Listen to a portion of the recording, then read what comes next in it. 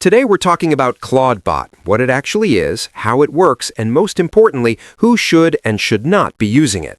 This is not just another AI chat website where you type a question and get a reply.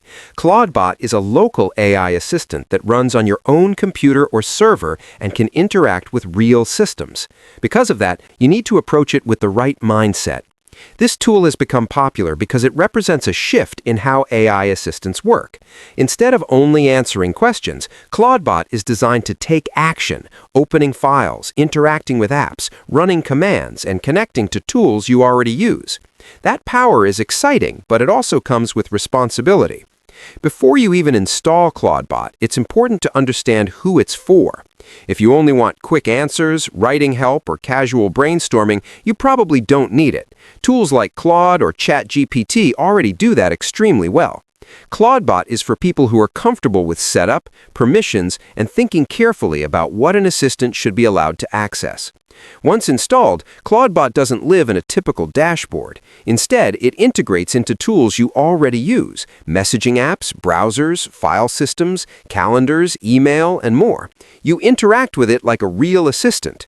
You might say something like, "Organize my project files," or "Summarize today's meetings," and Moltbot figures out how to do that using the tools and permissions you've enabled.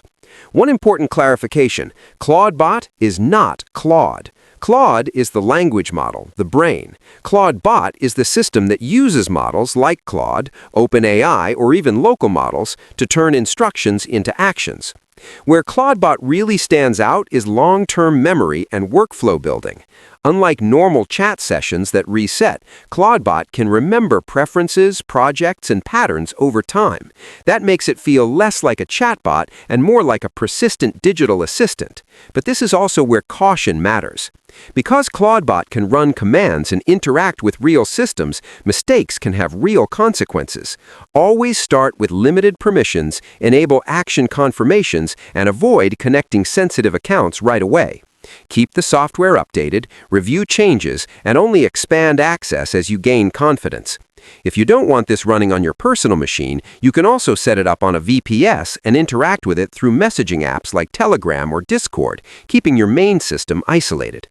To wrap this up, Moltbot is not for everyone, and that's a good thing. It's powerful, flexible, and capable of real automation, but it requires care, thought, and responsibility. Used correctly, it can become a serious productivity tool instead of just another AI toy.